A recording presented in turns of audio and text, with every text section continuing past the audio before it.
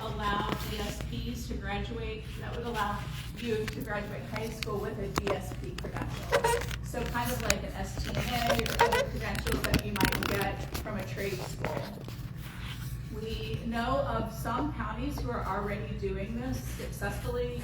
I was able to visit a program in Montgomery County and met with 2 young ladies who graduated last month. They did internships with a provider in their area, and they already had full-time employment when they were set to graduate. So we know it's successful in some areas, and we are certainly hoping to expand that throughout the state. We were able to work with Job and Family Services to get the DSP job on the in-demand and critical jobs list. We participated in a marketing project with the Ohio Department of Health and the Ohio Department of JFS and Aging. And we hired a marketing firm who produced a commercial and radio ads and social media spots. And so hopefully everything is done, and hopefully you will start seeing those over the next few weeks. And again, when we have met with folks, people have been really clear that they're not sure everyone knows what a DSP is, what their role is. And so this marketing campaign is our effort to help with just bring some awareness to the field and to the job. We worked with county boards and the County Board Association, as well as the ARC and other associations, to put together a proposal for quarterly supplemental payments. So this is still at CMS to be approved. Like I said, we heard about our waivers, but we did not hear about our Appendix K, which is how we submitted this proposal. But this will allow agency providers and independent providers to receive 6.5% of their claimed billing as an additional payment quarterly, to really help provide additional financial support to professionals who are working directly with people with disabilities. So the DSPs, frontline supervisors, those sorts of things. The funding for these payments is going to be available through local county board funds, as well as the federal Medicaid match. We are estimating this could be upward near $140 million that will be invested into the field to pay direct care professionals and for doing the work that they're doing. And lastly, we are continuing to meet with a task force. So as part of this task force, there are all the associations are represented, including the ARC, and families are part of the group, people served are part of the group, providers, county boards, and this has been a group that has been meeting over a year. We come together monthly and talk about the issues, and they present proposals to the department and ways that we can support folks locally during this challenging time. So that's some of the things that the department has done. Those were presented to that group, and we were able to take action on the proposals that have come to us. So one of the main initiatives of Director Davis when he was here was to develop and implement a single plan. So we call it the Ohio ISP, and I'm really excited about some of the progress that we've made over the last several months. And one thing I want to be clear about is that a single ISP means that people receiving services, families, guardians, providers, county boards, throughout the state will have the same plan or the same template while maintaining the individuality and uniqueness of the supports for each person served. So the new template is built on the Charting the Life course core belief that all people have the right to live, love, work, play, and pursue their aspirations across Ohio. It places the needs of the person receiving services in the center of the planning process. The Ohio ISP has been fully tested and implemented by our first county board partners, our first intermediate care facilities, And we received word today that our data exchange is working for our third-party vendors, and they will begin testing that in a pilot next week. All county boards, providers, and ICFs will begin using this template in the fall of this year. The Ohio ISP online platform will be available free for all people receiving services, their families and guardians, as well as providers to use. And of course, this transition has not happened without its challenges and bumps in the road, but DOBD will continue to provide training, technical assistance, and any other supports that you all as families need during this process. So I'm not going to spend a lot of time on this slide because I think Stacy Collins is up next to speak with you and probably will cover most of this. But I do want to say that this is something that I'm very excited about. We've been working on the blueprint work, as we call it, for a long time now.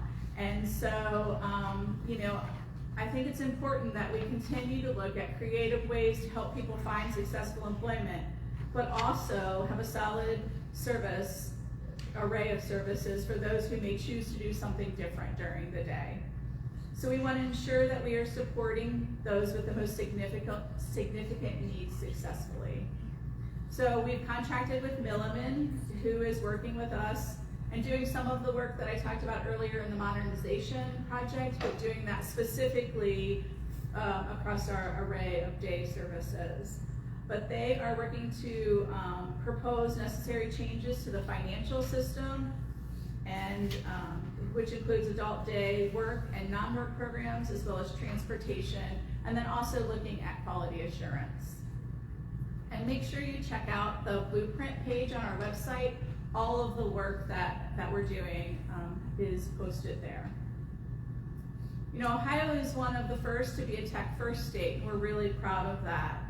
And I'm sure I'm not going to say anything that you all don't already know, but we support over 95,000 people with developmental disabilities. 41,000 of those utilize a waiver, and over 5,000 people live in an ICF.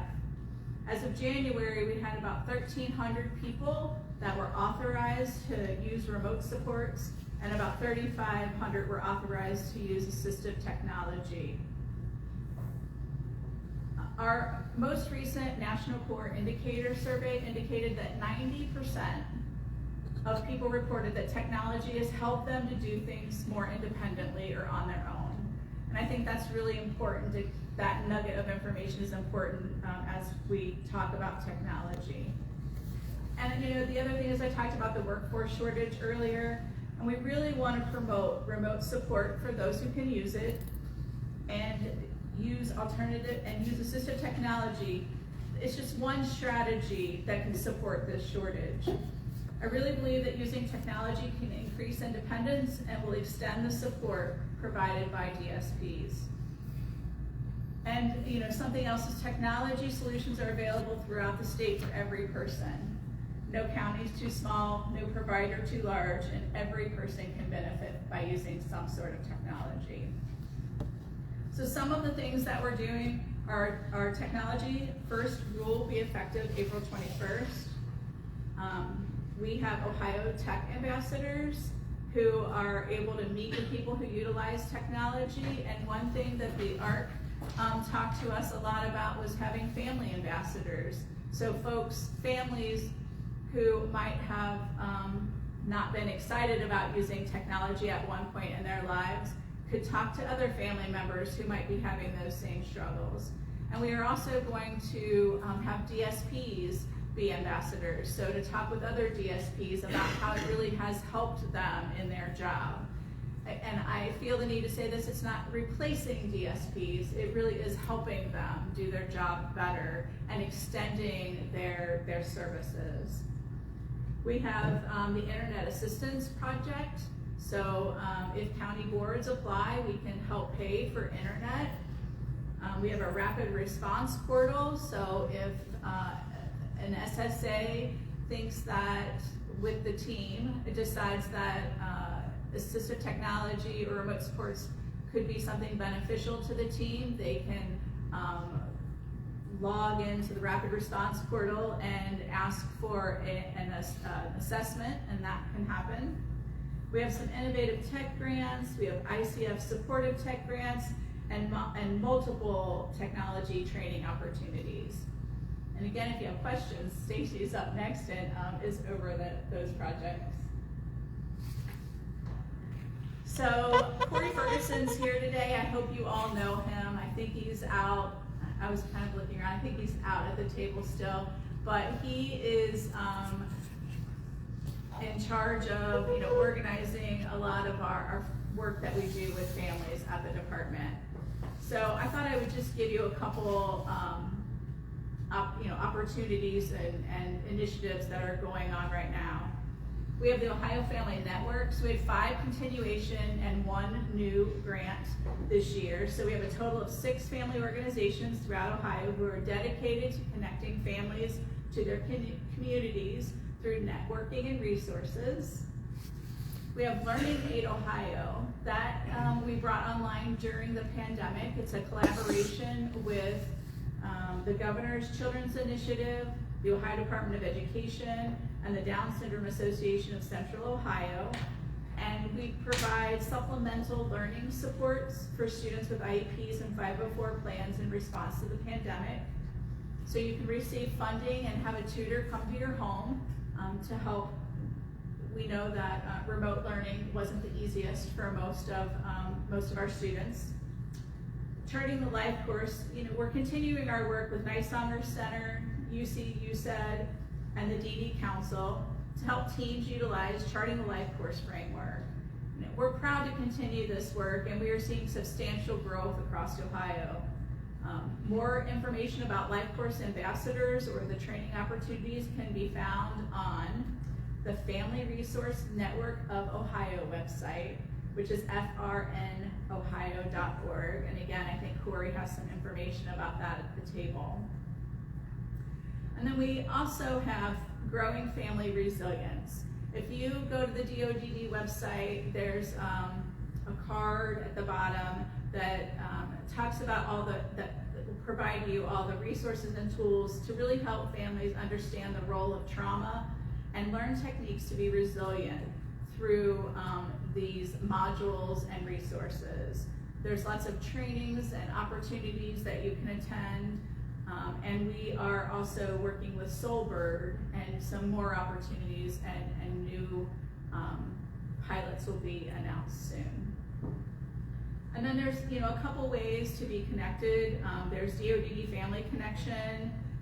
That's where Corey puts out all of the news, information, and events, so you can subscribe to that on our website.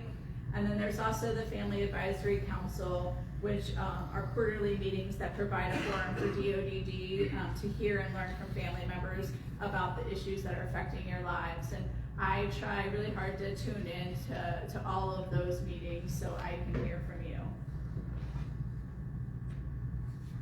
I guess the last thing that I'll say is all of the committees and groups that DODD has going on or has started since January when I took office, I'm committed to having family members and people served on every committee that we organize and run. So if you're interested in being a part of any of those, please talk to Corey, because we want the family voice and people served voice to be heard loud and clear on everything we do.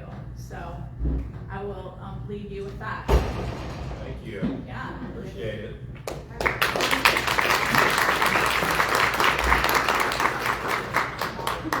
Thank you.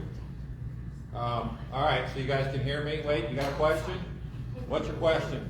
Hi, my name's Patty, and I'm a very and I would just ask for you to speak a little bit. You talked about restructuring the Ohio Shared Living Service. Could you speak to what it is you guys are trying to do or change? Sure. So we hear a lot from families that are a part of that service that the DDP and those sorts of things don't truly assess the need for folks that are utilizing that service. So that's the first thing that we want to look at. And I guess I would also say, we're just interested. It's been in existence for a long while, and we haven't had the opportunity to really look at the benefits and what the cons are. I certainly have heard, through my travels, what some of the issues are. So we just want to make sure that we take a holistic look at it and listen to the recommendations that are made during that process. Are you also looking at the challenge for Ohio Shared Living providers that that Ohio Shared Living and HPC is considered a duplication of service, and therefore the individual who's the Ohio Shared Living provider can't bill if there's an HPC provider in the home? What steps are being done to change that? So currently, under our Appendix K flexibility, you're able to have shared living and HPC on the same day. Some of those rules and regulations do come from CMS about duplication of services. So again, it'll be an opportunity for us to really dig into the rules and make sure that we're interpreting everything correctly, and then look to see which direction the state wants and needs to go.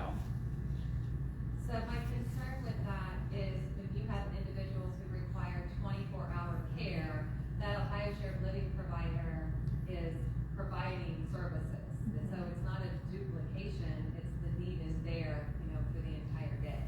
So anything that you all can do to reclassify that, especially with the push to get people off of private duty nursing, pushing people to nursing using HPC providers with nurse delegation, the providers in the home are doing far more than just the HPC, and then you've got the Ohio Shared Living. So that really, really needs to be fixed. Before Appendix K goes away, if possible. Yeah, we've had lots of discussions, not only just with the department, but you've got, stakeholders like the County Board Association, the Provider Resource Association, healthcare. So those are big discussions that we're having.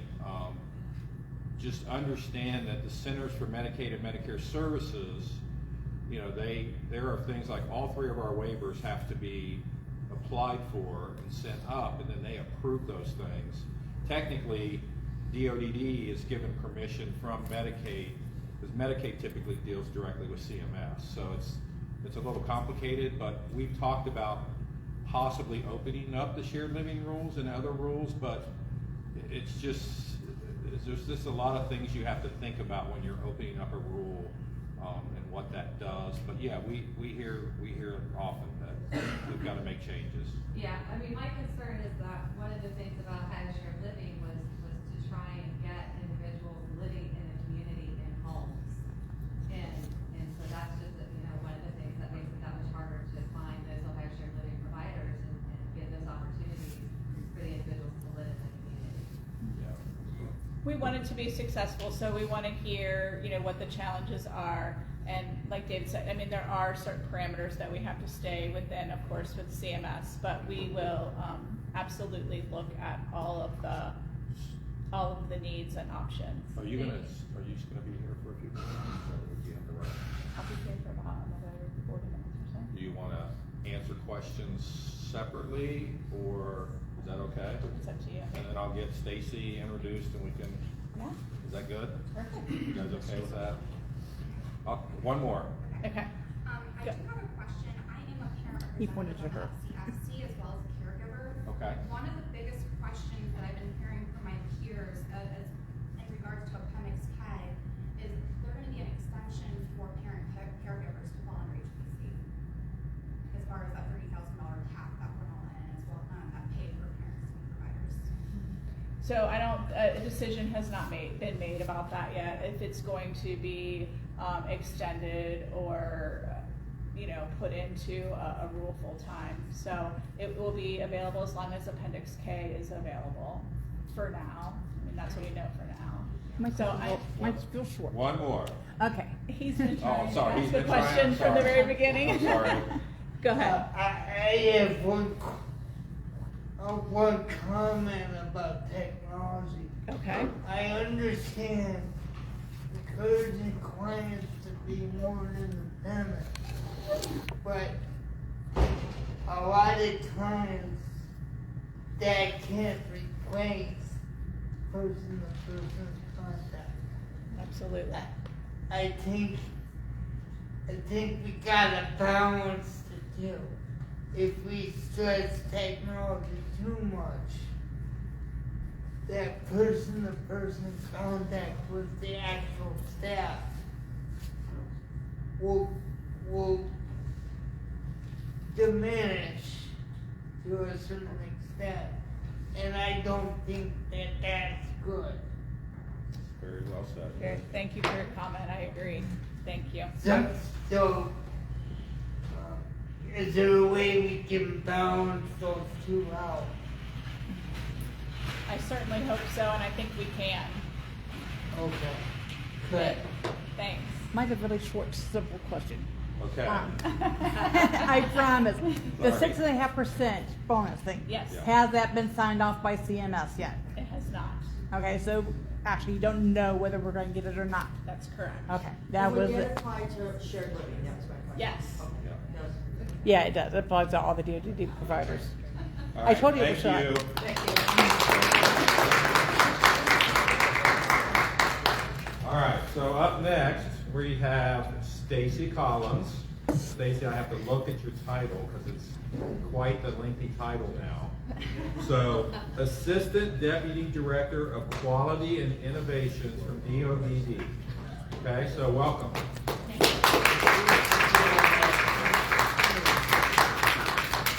gonna ask Beth Chambers to come up with me, please. Oh, I'm sorry, I could have introduced that too, I'm sorry. No, you're fine. I'd be surprised. Here, make sure I got the right one. I maybe sent David multiple presentations. Maybe. She So, made me work very hard to keep track of her. sorry about that. That's a multiple choice. But good morning, everybody. It was. This is Beth Chambers. Morning. She is the statewide manager of our Ohio ISP work and is going to be joining me for the presentation this morning.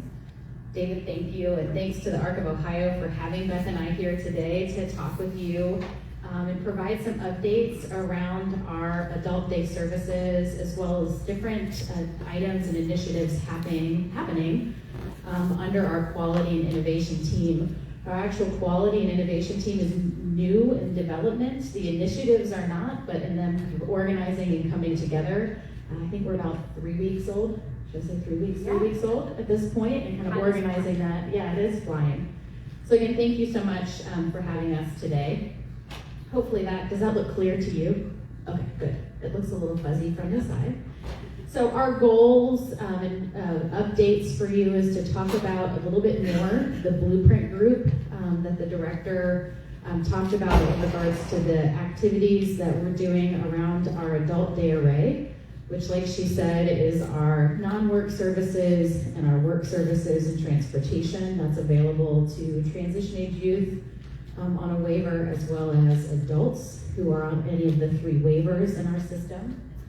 We're going to give you some updates around the quality and innovation team and the work that's going on around the Ohio ISP, the work going on around our community life engagement team, which is our technology first and employment first initiative.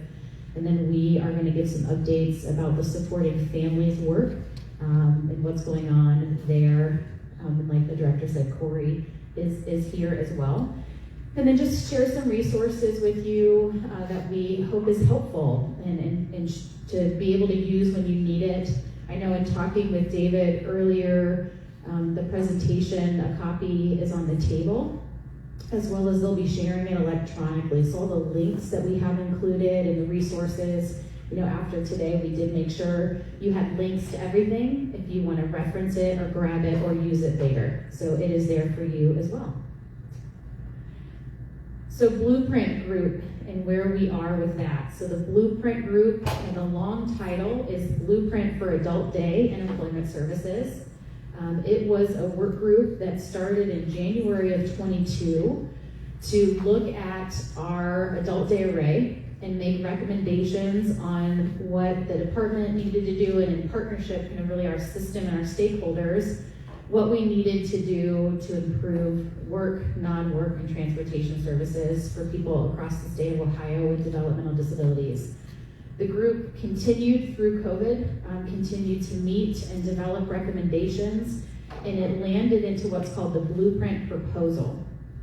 And so this blueprint proposal you can find online under our dodd.ohio.gov website.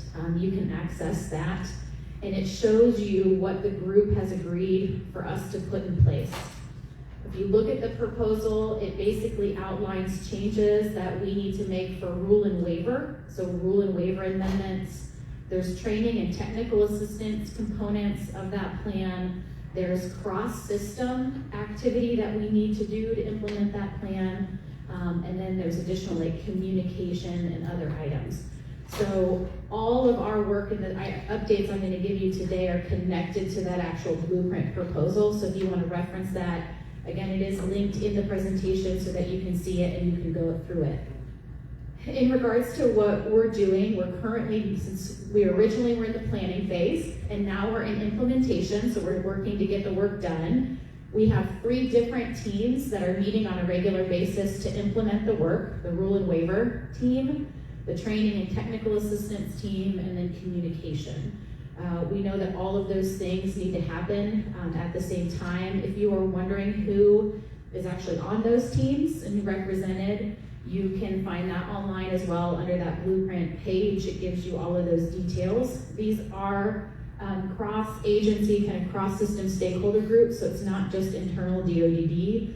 We have agencies represented, families represented, people with disabilities represented on these groups to really make sure that we're implementing those 3 pieces of the blueprint proposal. Some of the work does require us to have consultation and contracts, and so we did these through competitive bids. So we've got OCALI, which is the Ohio Center for Autism and Low Incidence, who through competitive bid are doing our training and communication. So any type of materials or items that are needed around the changes, they are on contract to do that.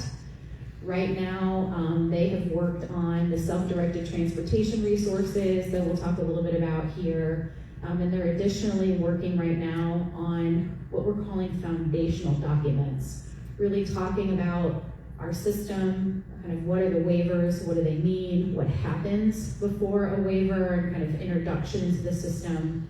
Goes over, what is assessment, what's a plan, and how does that then roll into actually Medicaid waiver services, and what are those, and what does that mean? So that's what they're working on right now, and creating those documents for families. We expect that those documents will be ready for release in July. And again, it's really just foundational materials. And then a big piece of this work is that we are looking at the adult day array, so our adult day support service. We're looking at all of our employment services, so we got vocational habilitation, group employment supports, individual employment supports, career planning, looking at transportation, and really redesigning those based on the recommendations of that work group that did the planning in 2021.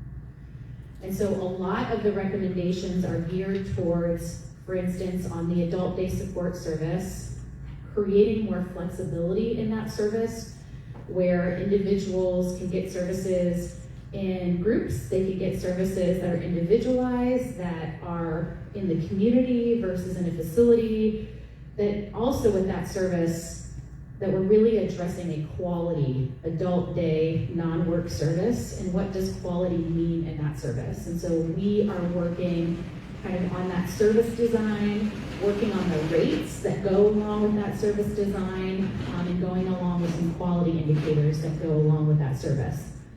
And so all of that work, what I'm getting to, is something we have contracted out.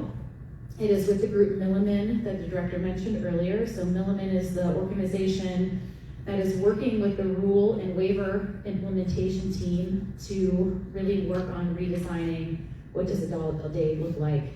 And then we're going to move into employment services. But our priority right now is adult day. So you'll see those 2 contracts that we have in place Just some general updates about kind of what's come out of the Blueprint Group and kind of where we are in implementation. The recommendation for the self-directed transportation service that was mentioned earlier was a recommendation that came out of the Blueprint Group that we did need to create a more flexible, person-centered service. And so self-directed transportation, as the director mentioned, is on target. It's on target to release July 1st. We have a lot of training materials and resources out there about the self-directed transportation service. Our Medicaid team has worked really hard to get those together. And so this is a link directly if you want to learn more about the actual self-directed transportation service, how to navigate it, what does it mean. We have those resources available for you. So that is something our teams are working together and getting communication and resources out. Additionally, out of the Blueprint Group there, and continues to be a lot of conversation around how are we making sure in our adult day array services, right? So our work, non-work, and transportation services, that we are really supporting somebody who needs more intensive supports, that it's not just adult day, that they may need any type of medical assistance, and they might need behavioral supports, like just more intensive services. That continues to be individuals' most significant needs, the focus of the Blueprint Group of how are we really making sure that our services can do that. And so one of the things that happened through the Blueprint conversation is this kind of understanding of what can happen in day services, and especially around nursing. There's lots of questions about, can nursing happening in adult day, what does it look like? And so through the work, what we have learned is that private duty nursing, as well as our Medicaid home health nursing, can be provided while a person is attending day services at a facility or in the community. Those items can happen together. Our Medicaid team, Hauck ARC is who leads that work, is there for consultation. If anybody is having any difficulties or trouble navigating that, those services can occur at the same time, and our Medicaid team's there to support across the state, because that's not always been the practice of what can occur.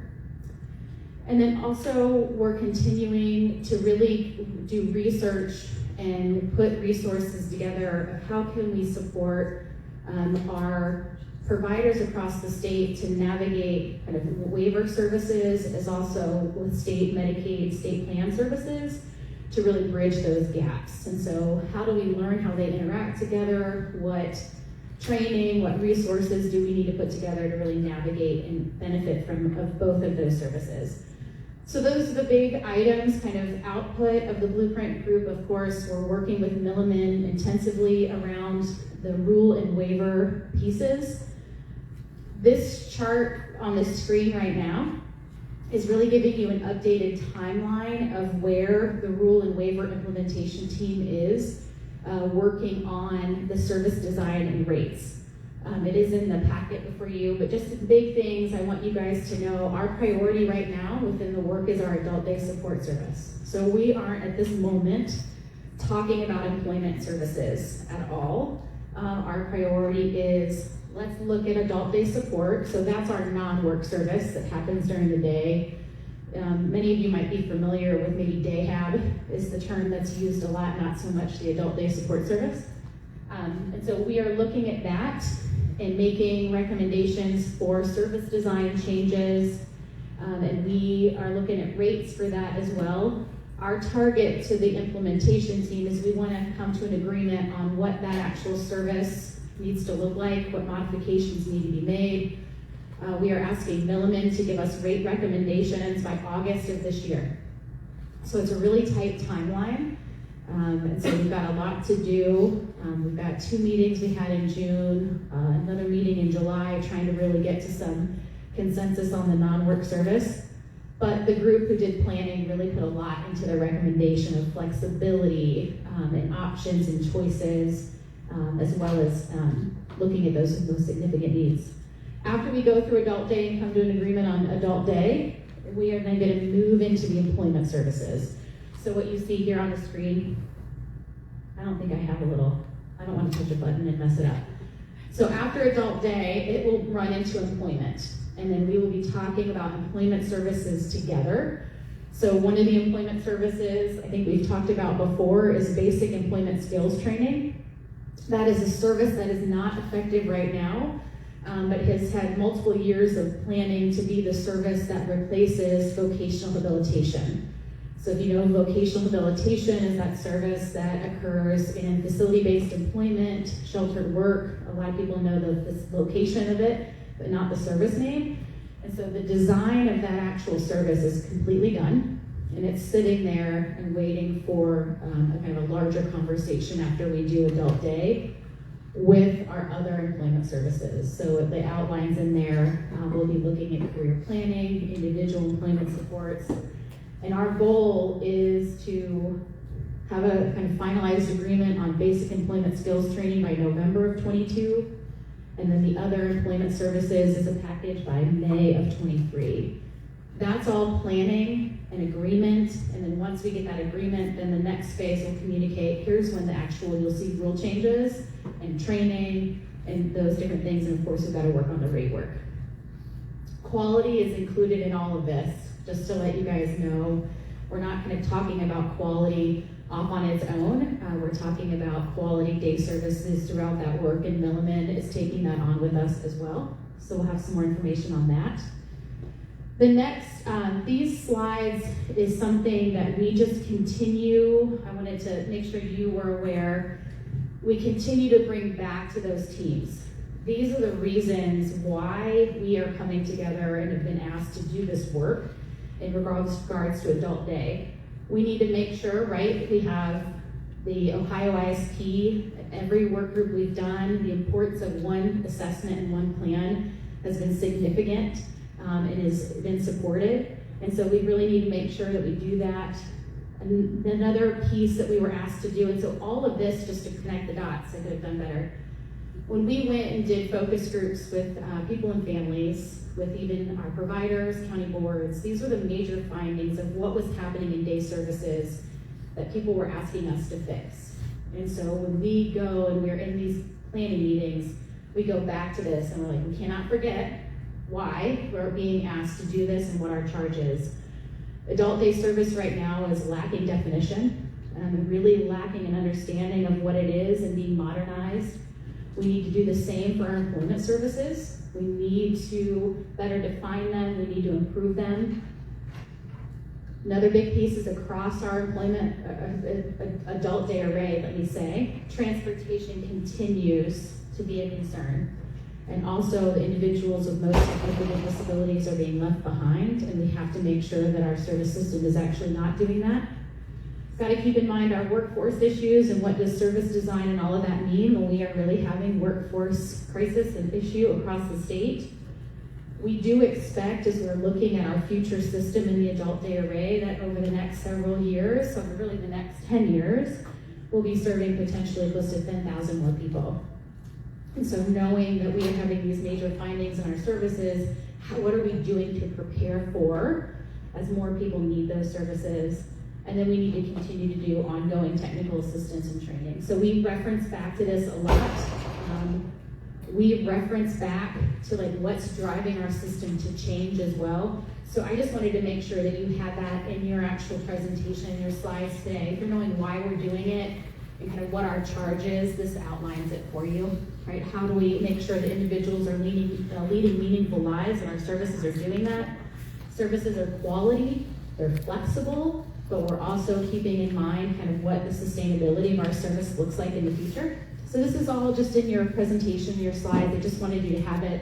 These are two things that we always reference back to on our implementation team, so we don't forget what's driving us and what we know people and families are asking us to do.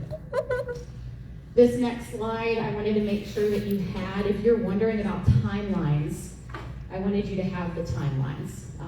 On the website, you'll find this information on kind of here's what our action items, what we agreed to do, and then here's the actual dates. So the dates that I went over in the first slide, this is it just in another way. I wanted to make sure that you had access to know when you can expect communication from us or updates in regards to the work.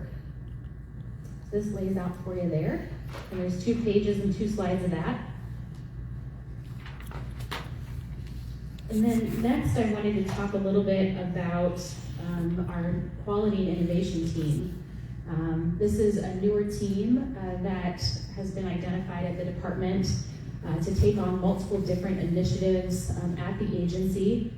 And the purpose of this team is really to bring multiple of our initiatives together to make sure that we do have a system of support across Ohio that is supporting a person to live, love, learn, work, and play, and that they have the services and the supports to help them do that and to lead a meaningful life. Within the quality and innovation team, it is taking on several different initiatives. One, the Ohio ISP initiative, and I'll pass it to Beth here in a minute to give you updates on the Ohio ISP work. The Community Life Engagement Team, which is our Employment First and Technology First initiatives, and then our Supporting Families work that's being led by Corey. And that actually is changing the name be called Life Course Nexus. So Ohio ISP, it is our goal in Ohio to have one Ohio ISP, one assessment, one service plan. All of the information about the Ohio ISP work is on our DODD website. And again, it is a link to that is included for you here to actually learn about it. Beth, the next slide, is actually taking on the statewide manager of the Ohio ISP work. He's been part of it from the very beginning, and I'm glad is here with me today to talk about and provide some updates about the Ohio ISP. You've got Beth's contact information in her email if you want to reach out to her and have any questions about the Ohio ISP. I'm going to pass it to you. Thank you, Stacy, and thanks for having us today. Really excited about this work, and as Stacy mentioned, kind of the reconfiguration, we're excited to really link with some of the other initiatives that are happening. As you could probably tell, a lot of this really does come down to really good assessment and planning systems, and really excited to be working on that and really move forward with that state-of-the-art planning for people across the state. We have been working on this for some time. We've really gotten in there and worked with teams, focusing on SSAs and Qs right now, excuse me, to really see what we can do to help familiarize themselves with the assessment and plan. We are at the implementation stage right now. Excuse me. We've begun onboarding to the online platform. The assessment plan has been ready. People have been asking questions and coming at the process from a different place for quite a while. So we're very excited to move on to the next phase. I just want to make sure everyone knows that no matter what, where your teams are in the process, that there is the ability to always use DODD's platform, Salesforce. So your teams will be talking about Ohio ISP. Hopefully you've already had lots of discussions about that and started to think about things a different way. We've had online training sessions for some time that are recorded for SSAs and Qs. We were doing some of them in person. We've really just tried to support in any way possible, meet people where they are in the conversation, getting the word out to families. I know I've had a great experience with lots of advocacy groups, trying to hear what people want us to do at this point. The stakeholders all have feedback, and we're part of the development. They developed the template, and now just hearing from people like where they are in the process, supporting them, looking forward to the next stage. We've onboarded one county board, and several of our intermediate care facilities are in the process of onboarding now. So really kind of getting in there, seeing what's working, what's not working, and really supporting teams. Really hearing kind of the good, the bad, and the ugly. We want to hear what's working, we want to hear what's not working, and really gather around and support those teams to figure out and overcome some of the barriers that they're having. I know it's an exciting time. Like I said, we've started that process. By September 1st, we want everyone all teams across Ohio to have begun the process of entering those plans into the online platform. And then by the next September, so September of this year, we expect everyone to be in and starting that assessment and planning process. And then by the next September, have everybody in the system, into that system, the online platform, and really have experienced that planning process. So again, we're meeting teams where they are. There has been allowance made for some of the planning process. So what we have done is we want to support teams in that 1 year of kind of familiarizing ourselves and getting into the system. And then from a compliance standpoint, people were a little apprehensive. So we did say that there would be no compliance citations issued until January of 2024. So really giving those teams that front end planning time to get used to that, to really familiarize themselves. So there's a lot of work happening right now. We're trying to really get out there and see what people are facing, what are they learning. We're hearing a lot of good things about the process. I think one of the main things I'm hearing is that starting at a different place. I think the assessment starts with communication, and I think we would all agree that that kind of builds the framework for future conversations. We've heard from people that they're getting to know people that they might have known for years a little bit better, a little bit differently.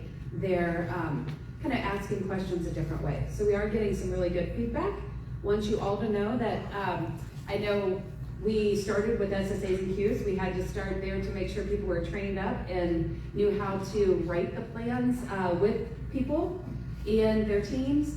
So then we're going to branch out, and part of that onboarding process is really extending that from to all the team members to see what we want is for this to be an interactive experience for people to be able to kind of give input on an ongoing basis. We want to get away from planning being such a one-time event and an annual event. We want people to be talking regularly, having great conversation, building upon that, and just keep updating plans. So we really want to help people kind of be thinking about these things all along, that we're checking in with people, that we're making outcomes that make sense for people. Is it what people really want? And is everyone on that team supporting them? So it's, we call it the loop. All starts with ongoing conversation, and then that really good assessment information where we're really getting to know people, building on that, writing the plan based on that. We really feel like these Ohio ISP makes those connections, so there isn't the chance of things getting lost in that rich assessment information carrying over to planning, and then that we're checking in with people, we're following up, we're monitoring, and then that there's some action happening. That after we check in and find out what's working and not working, then the team does something. How do we react? How do we keep that moving? And how do we really focus in on our outcomes? Are we making progress? If we're not, why? And we're checking in, seeing what's working for people and what's not. And then we're all working together to find better solutions, and that it is certainly an evolution. Questions? As a parent, how will family members be trained on this new Ohio ISP and getting into the system and learning, what it looks like? Okay, that's a great question. I think what we want to do is not overwhelm people. So what we're trying to do is find a variety of ways to get like little snippets of information so people know what it is that we're trying to accomplish with this, and meet people where they are, kind of if they know a lot about the Ohio ISP already, have like some foundational information, and then build across that. What we also want to do is highlight the key points of the assessment, what's going to be different. What we've done is develop some resources for if I'm a person receiving services, what's this going to do for me? As a family member, what should I expect? As a guardian, what will be different for me? So we've done a lot of those trainings. We have a lot of great resources. We're developing some videos, really working with advocacy groups too to see what is helpful. And then also with the online system, we will have demonstrations. So right now we're hearing that that's what people are wanting the most, is to kind of see a little short tutorial on how it's going to look in the system. And then knowing that people can certainly access that. And then the third-party vendors, what that means is that if you're not using DoD's Salesforce system, there are other options. Some of the two big players are Britco and Primary Solutions. So I won't get too far into that today, but there's always a chance to use Salesforce, or there are ways for those team members to access that. So what we're working on is you're gonna have easy access to how to be engaged in conversation and be an active team member within whatever system you're using. So there'll be like short videos and tutorials. That's kind of the next step of our training series. Then we're also going to provide some kind of overarching training just about the whole process and have more of a kind of focus group conversation. And what we've seen work really well is some county boards are kind of facilitating some of those trainings where, I like to call them watch parties. So if we have some trainings, like getting a group of people together and really kind of facilitating some of those questions. We're also developing a lot of frequently asked questions. We know that if it comes up one place, odds are people are gonna have similar questions. And we wanna make sure that those are consistent and that we're getting those done in real time, so. Hope that answers your question. Another question? Yeah, I got one. Okay. I've been hearing, and this is just before I moved here, I've been hearing the new ISP plan is like 21 pages long. It's 40. It is 40 pages. It is 40 pages. I have it on my computer. Yeah. Okay. And how is a staff supposed to navigate that for an individual? It's a very good question. It is long. However, there are some like prompts. I don't want to get too far in the weeds, but there are some standard questions, and then you can go further. So it's when you print it out, it looks like a large document. Yes. And I'm not saying that it's not a lot of questions and it's very thorough. However, if I know somebody well, if I know you well, I might not need to ask several of the questions, or if a certain section doesn't apply. So we really try to let people know that that's why we want people to really get to know those questions before they're meeting with people, so that it's not taking longer than it needs to. That we start from a place of, we already know some information. We don't go too far down the path unless there's a reason to. People with really complex needs, you might need to ask a lot more questions. So there are some ways to dig a little deeper into some of those conversations. But I really do think that what we're hoping, and we really have found to be true, there are lots of people who've already used the template for quite a while now, and there are thousands of plans done using this new way. And what we've heard from them is that the first time, it is a little rocky. It takes a while and you're still trying to figure it out. But it saves so much time in the long run, because it's not like you have to do that in-depth assessment each time. You're revising, you're getting to know people differently and adding to it. So I hope that helps it. And what right now, you haven't seen the link. You haven't seen the assessment carry over to the plan. So that will also save some time. So you're putting that extra effort in on the assessment piece, but a lot of that carries over and saves time on the planning, and then the follow-up. So what we're hoping is that as these plans and the process is kind of ever evolving and we're updating things as we go along, and not just once a year, that we're learning and doing better throughout the year, so that that next team meeting doesn't feel so much like what we know as a team meeting. I think just to add, Doug, to it, when we talk about the Ohio ISP, in that Ohio ISP, there's a standardized assessment, which then feeds the actual standardized plan, right? And so right now, what you can pull off online is the actual full thing, the assessment and the plan. And so when you print it out, there's lots of those components, and I know Beth was working and explaining that. Then the second, the next piece of it, just to talk through, is there's then IT applications that take that assessment and plan and put it in electronically, right? And so you'll have a system in which you can go in and do it. Like Beth said, right now, it's Salesforce, Britco, and Primary Solutions. And so each county has the ability to choose, county board, what system they're going to be using, and kind of what's that, and the user experience in that actual IT application. And a lot of the agencies are creating like feeds from the assessment into the plan, and so it should not feel like when I'm using it, a 40-page document, that it's walking me through questions that's then leading to conversations about needs, conversations about wants, but that's leading into, okay, what then fits into a plan? How do we get those needs and wants addressed, and how do we move into services?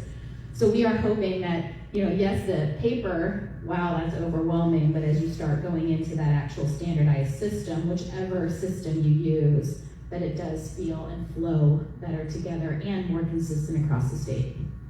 Well, I just transferred the here from Lucas County. And they were just starting to use the new method for these plans for me, but my biggest concern is it's gonna be another complicated system for these SASs to work out. Is there a way to eventually streamline it so it's easier for a SAS to navigate?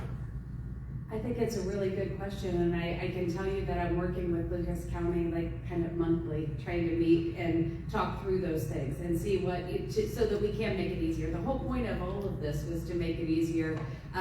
So it's a very good question, and we're gonna constantly try to streamline and try to make it more efficient so that it kind of just flows together. Because that's what I need to try and fight is the bureaucracy of our system. Right. Yeah, I hear you. And we need to make systems less complicated so that we get more services to more people quicker. You're right. And another reason for the link is some of the person-centered planning tools that people have said are great if they have time to use them. We're now saying they're that important. Like they were built, like charting the life course. A lot of the key components and the key words and the terminology was carried over, and it's embedded in the Ohio ISP. So that's part of the, again, it is lengthy, and we want to get feedback. So there will be some feedback loops so that people experience this, and so we're able to gather that and really use that to streamline the process. Another question, Becca? Well, I would just say, as somebody who just went through it, it's 2 hours, and they're telling families to expect 2 hours to go through this new assessment, that's standard, and that's really long for families. Yeah, and it might be one for an individual to have to go through too. Mm-hmm. You can't expect these individuals to pay attention for that long. Right, and we're working with teams to really figure out how to do that. Like, how can you break it up so that it's not such a long period of time at once? So we'll keep working on it. Okay. Another question? Sure. Okay, I know this is kind of a thorny issue, but I've always wondered how the ODDP meshes with or should mesh with this expanded assessment. Okay. I think, I don't know if everyone heard the question, the DDP, how does it align with the Ohio ISP? I think it's a really good question. I think what the easiest answer I can come up with is it should all align. I think we're giving advice to the field about level of care. That is kind of foundational. That is why someone is getting what they need, and that's how we're determining it. That, as we know, you can't carry over the language in some cases. They serve different purposes, but it's really about making sure that information aligns, that we're not writing something that's contradictory to either the level of care or the Ohio Developmental Disability Profile. So they should all align, and there should be like that correlation. Does that help? Well, I just wonder with the expanded assessment in the ISP, is it gonna make the DDP redundant maybe? I don't know. No, it is redundant. It repeats in like 3 different places Yes. the same stuff, which goes back to the redundancy. Yes. Thank you so much for the feedback. I wonder what opportunities there are in that modernization project. I know the different assessments are part of that kind of larger conversation. And so getting the feedback today is incredibly helpful so that we can help make sure and inform as that work starts that the director spoke about earlier, because that is exactly what they'll be looking at, is the modernization of those pieces, and what now then exists in the Ohio ISP assessment, what exists in the ODVP. So thank you for that. If you don't, we've got a couple more things. I know I want to be respectful of time. We've got just about 10 more minutes. And so we can take more questions. I'll make sure to leave questions for the end. And Beth and I will be here the rest of the day in the conference. Either we'll be here in the session with you, or we'll be out at the Department of Developmental Disabilities table. Come, let's have conversations, ask questions. You know, we're here all day till 3 to do that. And even after today, you'll have our contact information if you have one question. So I'm going to go through a couple more resources, just information for you. I'll accelerate it. So my apologies if it feels a little fast. Just want to point out some of the resources and items that we have your way. But please, again, not because I want to cut you off, but let's talk some more before the end of the day. Does that sound okay? So under the quality and innovation team, kind of the next initiative that we are working on is the community life engagement team. This is where the technology first and employment first initiatives sit in the work that they're doing within the department and across the state. We are currently, right now this year, celebrating 10 years of employment first, and really through the community life engagement team, bringing technology and employment together. With the transition that we have going on, Keith Banner is actually the statewide manager now of our community life engagement team. Keith actually came from the Butler County Board of Developmental Disabilities, has been with us at the department now for around 5 years. He's here as well, out in the hallway, so if you do have any questions around community life engagement, he's here to support you today. And just in regards to the community life engagement, just some updates. The director spoke about our technology first rule. There's a new technology first rule in place that was effective in April of this year, which really is a rule set forth for intermediate care facilities and for county boards of developmental disabilities and us at DODD in regards to what we're doing around person-centered planning and conversations around technology and how are we exploring what's possible with technology. You know, with this rule and our technology first initiative, it does not mean technology, you know, that we have a goal that everyone's going to be using technology. But we do want everyone to be having the conversations. We want everyone to be able to explore what's possible with technology, but also how do we use technology to increase connection with people, not to increase isolation. And so we're doing statewide training on that rule. What does it mean? And also what does it not mean? And how do we support people across the state? So both our Ohio ISP team and our community life engagement team are available. We've got statewide representatives to really engage with anybody who's needing support around those two initiatives. This just goes over some resources for you. You know, in celebrating 10 years of employment first, there's been a lot that many people have done across the state to really support people who are interested and want to work in the community, that they have the right supports and services to do so. So I just wanted to remind and share some of the resources that we have out there around navigating agencies and transition planning. Everything lives on the Ohio Employment First website. So if you haven't visited in a while, I encourage you to check it out. It's ohioemploymentfirst.org. And we just have multiple resources. So with transition, I know that you've got Julie coming from Opportunities for Ohioans with Disabilities. When it comes to transition planning, what I mean is, you know, what comes next after high school? How do we start planning for adulthood? This just links to multiple different resources. We do a lot of work with the Department of Education, with Opportunities for Ohioans with Disabilities, with our Department of Job and Family Services, DD Council, really, how are we really supporting multi-agency planning teams where we're focused on the person, we're being person-centered, we're being outcome-focused, and a big piece is we're working to be agency neutral, right? The last thing you need is, well, go there and you go there and they'll do that, and like teams not talking with each other.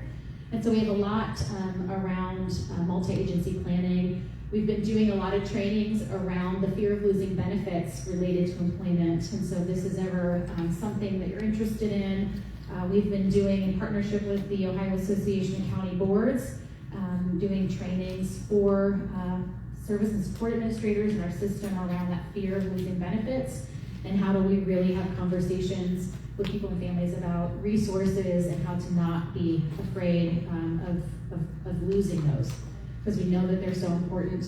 And then we have multiple just different videos around people across the state and their employment. The director spoke about the Ohio Tech Ambassadors and that work. All that's online if you're wanting to know who they are.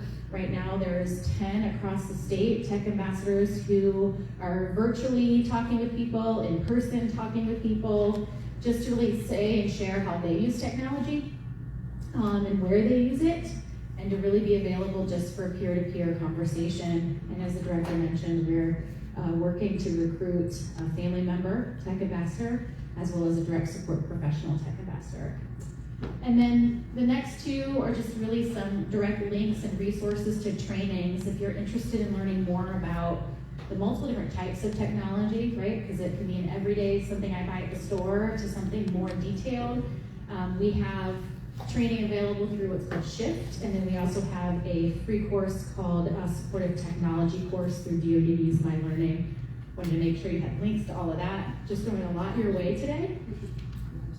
And then the last two things around community life engagement is we have a publication if you are really interested in learning more and connecting with us around technology first. We have a monthly publication that comes out, and so you can subscribe to that if you're interested. And then we are working with OSU Nysonger Center and AT of Ohio to have a tech summit this year in person. It'll be August 12th. Registration is currently available, so if you are comfortable, come join us for our 2022 Technology Summit. We've got some great presenters and topics. And then, again, I'm going to do this quickly, supporting families. Just wanted to make sure you guys were aware we're moving that supported families into called the Life Course Nexus team. And so this really is priority for us, where we're working with people with developmental disabilities and families throughout Ohio to connect, to share, to learn with each other, as well as policymakers and other professionals across the state, really trying to elevate our work in supporting families at the department. Corey Ferguson is here today. I know we've mentioned him multiple times. He is going to be taking on the statewide manager role of the Life Course Nexus team. And this is how you can get a hold of him. So please feel free to email him, reach out to him. And a couple updates he wanted to make sure that I shared with you is just that connecting to families. On our DoD website, we have the Direct Connecting Families resource. Subscribe to the Family Connection so we can continue to communicate with you and get feedback from you in regards to our work.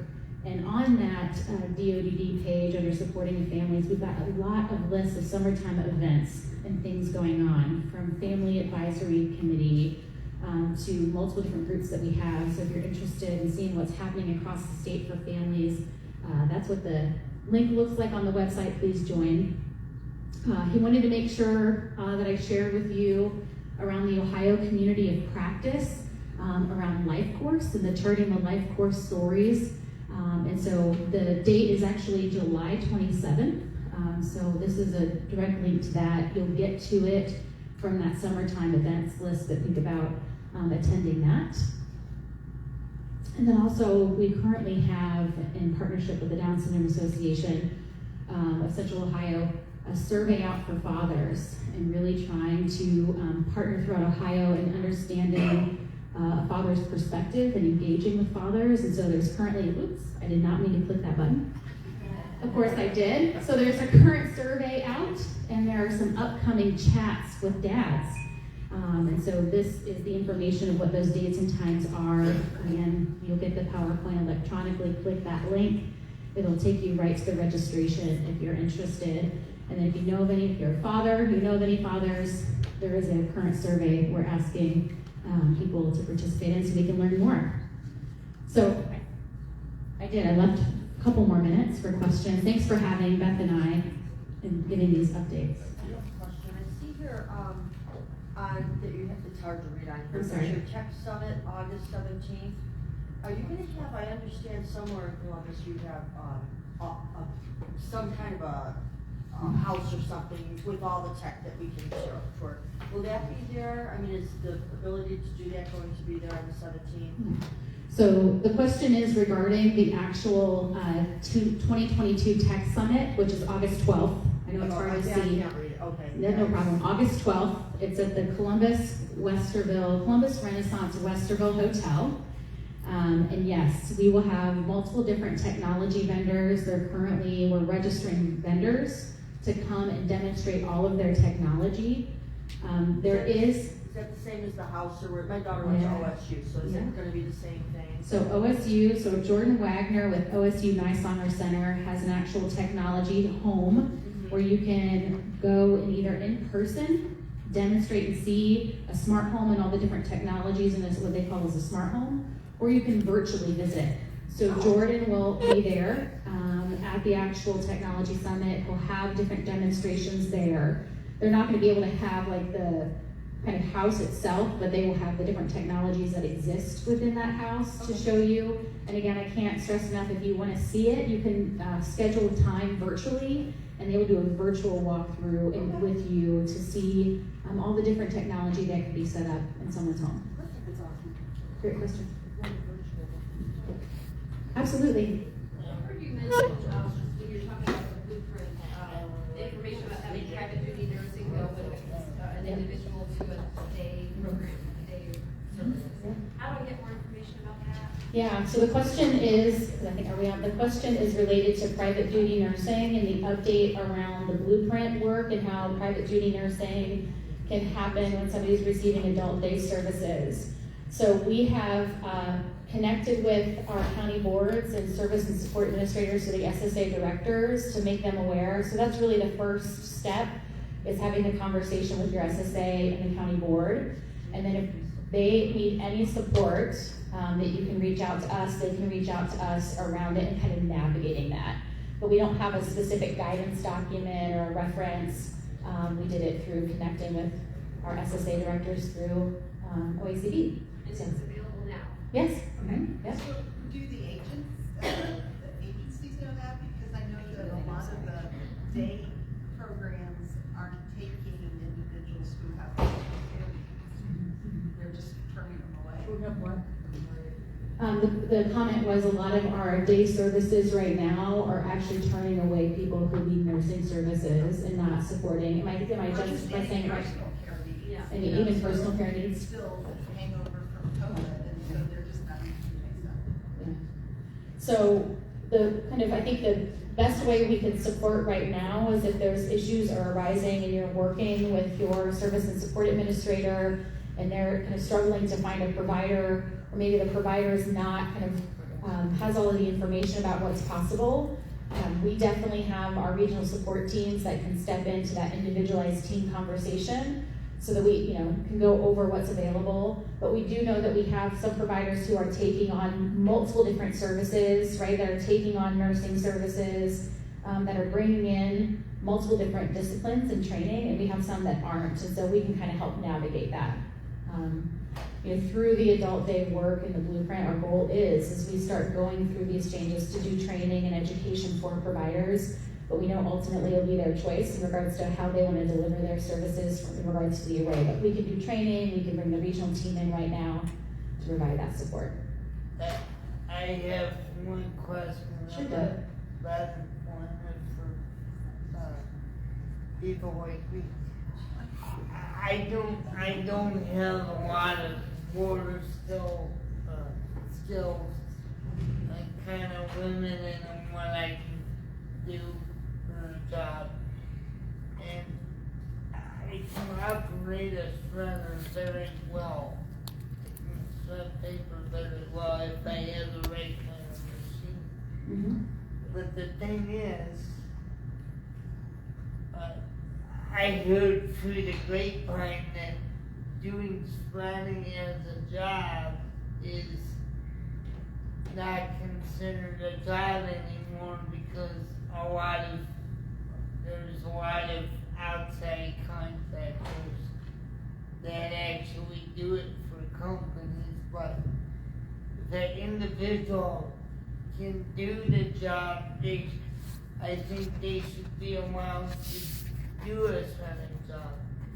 there any way we can change the rules so that an individual like me can still do the job, but not be bogged down by an outside agency that already does it?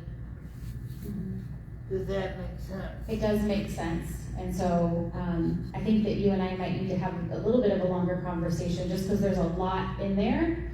And so I'm gonna try to kind of talk a little bit about it, because I think this, Doug, you can tell me if I'm understanding or not. So, really Doug's question and comment was, I know I'm really good at shredding, that's what I wanna do, how can I make sure that I can do that job? And I don't have to actually go to an outside company to do that, who might not support you. Am I saying that right? And so I think what it's related to, tell me this, Doug, is currently we have a service that supports people in facility-based work. Am I going down the right path, Doug? Kind of. Kinda? Because I've been told that if an outside agency does the job already, it's not available for people like us. So what this is related to is, I think, how we have Medicaid providers who are Medicaid providers of services. Also, they take on being a Medicaid service provider. They take on being an employer of a person with disabilities, and their focus is, I want to employ people with disabilities. All of it's really important. It can happen right now in the state of Ohio. You can do both. But what's kind of happening is, as it relates to Medicaid services, especially as it relates to vocational rehabilitation, that service right now is the service that typically happens in that situation, right? So I'm a Medicaid provider and I'm an employer. Typically what they're doing is they're billing vocational rehabilitation. Hopefully, and I'll hurry up, David. I'm okay. They're billing vocational rehabilitation and they're then funding employment. And so in Ohio, what's going on is that can happen, those two things can happen. It's just that vocational rehabilitation service can't be a long-term employment service. And so that's kind of what we're navigating through together with the basic employment skills training rule or service that's kind of sitting there to replace vocational rehabilitation. Is we want to still have that service. The state, are still telling us that training is important, but it's intended to be training, not long-term employment. So a big part of the blueprint work as we start going into these employment service conversations is how do we then work together to what we can do under Medicaid service versus is there things that we need to do, because Doug, you're bringing up a good point, I want to work, and this is the type of job that I need and the right supports, and so how do we come up with a kind of different model of support? Some of it may be Medicaid funded, some of it, I don't know, may not be, and so that's part of that larger conversation. So Doug, since you've moved to the area, I hope that you'll engage with us more in the conversation, and that's just what we're navigating. We can't use that service to support long-term in a job, but there's other employment services we have, so maybe we can talk some more. Because if that's the only thing a person can do, but they're denied the job because outside entity can do it a lot faster, that's not fair to us. Right, we don't want anybody denied jobs at all. So hopefully you and I can have some more conversations. Yeah. Phone and in person. Thanks so much. Any other, I think we're past our time. Thanks for having Beth and I. Thank you.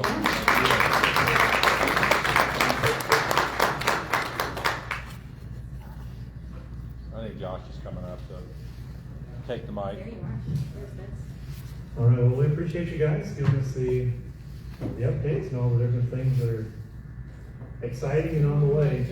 And we have Julie that's going to be coming up from OD, but we're going to take just a little bit of a break, let everyone stretch their legs. So let's come back in here at 11:45, okay? Give us about 10 minutes or so. There's restrooms right across the hall. We have some vendors and just a good time.